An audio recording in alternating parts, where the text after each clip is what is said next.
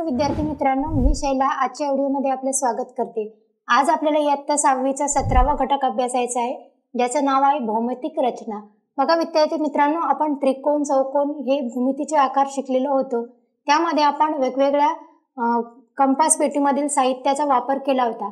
आता त्याच साहित्याचा वापर करून आपल्याला इथे काही ठराविक आकृत्या काढायच्या आहेत। मग पहिला याच्यामधला मुद्दा आहे रेषेवरील बिंदूतून त्या रेषेला लंब काढणे। आता इथे आपल्याकडे 3 आकृत्या दिसतात आपल्याला। पहिली आहे गुण्याचा उपयोग करून लंब काढणे।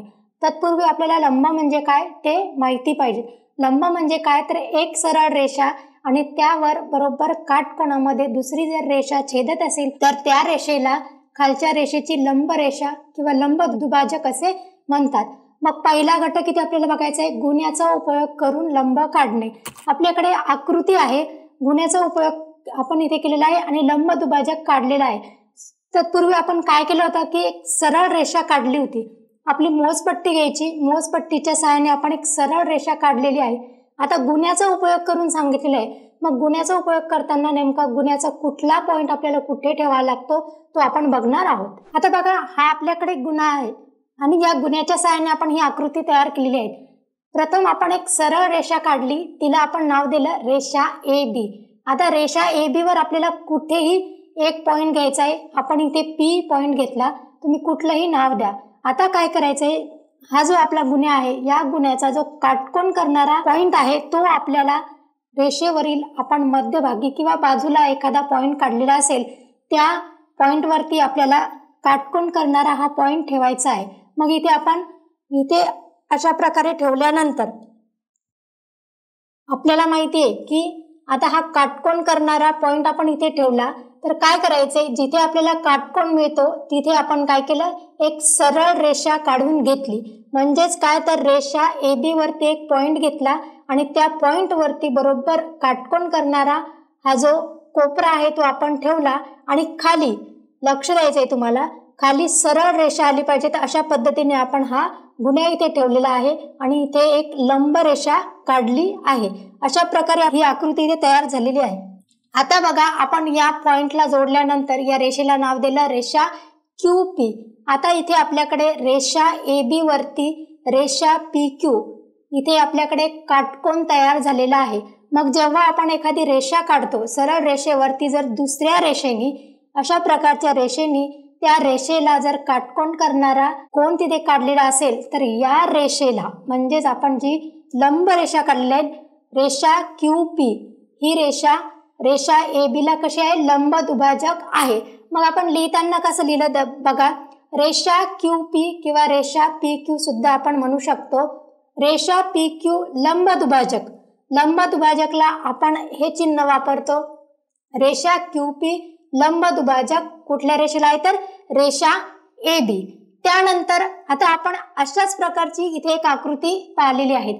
आपल्याला शेजारी कोन मापकाचा उपयोग करून शेजारच्या आकृतीमध्ये आपल्याला ही तयार झालेली दिसते। मग ही काढायची कशी तर बघा, आपल्याकडे आकृती पण आहे आणि शेजारी चित्र सुद्धा आहे।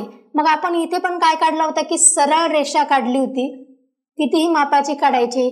त्यानंतर आपल्याला काय करायचंय की कुठे एक पॉइंट द्यायचा आहे, मी मध्यभागी एक पॉइंट दिला।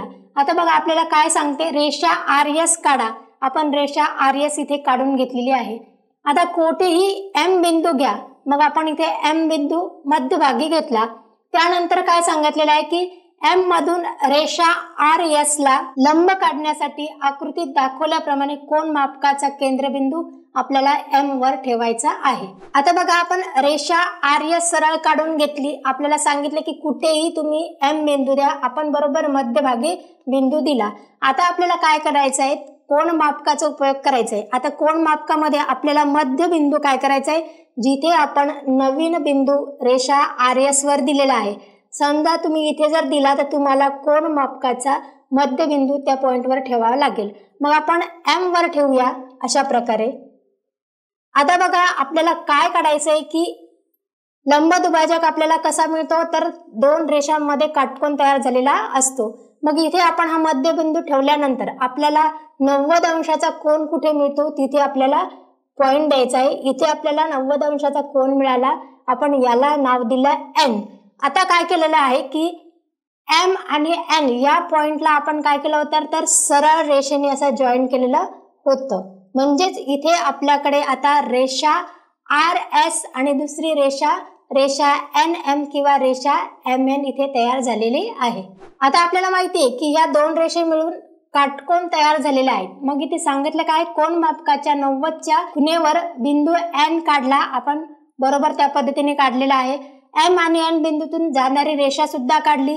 रेषा एम एन ही रेषा आर एस ला एम बिंदूतून कशी आहे तर लंब दुभाजक आहे. म्हणजेच काय, आपण लिहिताना कसं लिहिणार आहे तर रेषा एम एन लंब दुभाजक रेषा आर एस. अशा पद्धतीने आपण कोन मापकाचा उपयोग करून सुद्धा इथे काय केलेलं आहे, लंब काढलेला आहे. आता आपल्याला तिसऱ्या आकृतीकडे वळायचं आहे, कंपासाचा उपयोग करून लंब काढणे. मग कंपासाचा जेव्हा आपण उपयोग करतो तेव्हा आपल्याला लक्षपूर्वक त्याची मांडणी करावी लागते. थोडंसंही अंतर कमी जास्त झालं तर आपल्याला लंब दुभाजक व्यवस्थित मिळत नाही.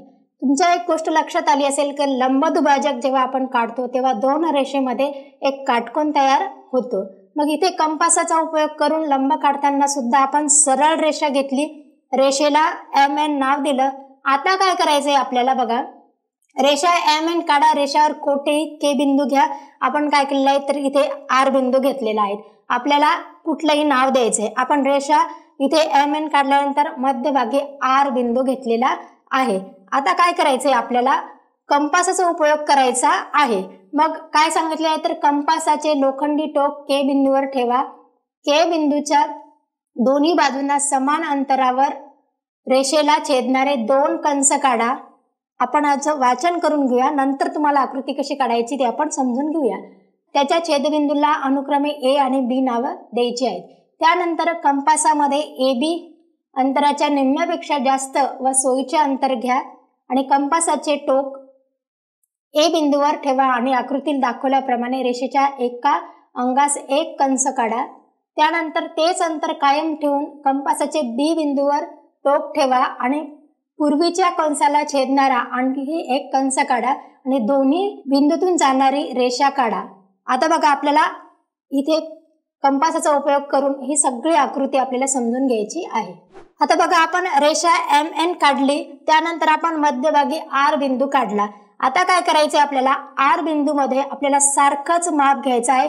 आपण अशा पद्धतीचं माप घेतलं आणि या मापाला काय केलं तर आर बिंदूवर ठेवल्यानंतर एका बाजूला इथे आपण दुभागलं आहे आणि तेच अंतर कायम ठेवून आपण इकडच्या बाजूला सुद्धा दुभागलं आहे. मग इथे दोन पॉइंट काढले, त्या पॉइंटला आपण ए आणि बी नाव दिलं. यानंतर आपण तिसरी क्रिया काय केली, आता बघा, ए आणि बी बिंदू मध्ये आपल्याला काय करायचे, निम्म्यापेक्षा जास्त अंतर घ्यायचं आहे. मग आपल्याला आरच्या समोर थोडंसं इतकं अंतर घ्यावं लागेल. हेच अंतर कायम ठेवून आपण काय केलेलं आहे की अशा प्रकारे इथे ए बिंदूवर एक माप ठेवून नंतर इथे आपण दुभागलं. तेच माप आपल्याला कायम ठेवायचं आहे. आणि आता हा जो पॉइंट आहे आपल्याला बी बिंदूवर ठेवायचा आहे आणि त्यानंतर आपल्याला बी बिंदूपासून एक दुसरा कोन दुभागायचा आहे. अशा पद्धतीने आपण दोन कोन दुभागले. नंतर जिथे आपल्याला बिंदू मिळाला नवीन, त्या बिंदूतून आपल्याला आर बिंदूमध्ये एक सरळ रेषा काढायची आहे. आपण रेषा आर टी इथे काढलेली आहे. अशा प्रकारे कंपासाचा उपयोग करून आपण इथे लंब काढलेला आहे. मग याचं वाचन किंवा लेखन आपल्याला कसं करायचंय तर रेषा एम एन ही रेषा आर टी परपेंडिक्युलर, म्हणजेच काय तर रेषा आर टी ही लंब दुभाजक कुठल्या रेषेला आहे तर रेषा एम एन.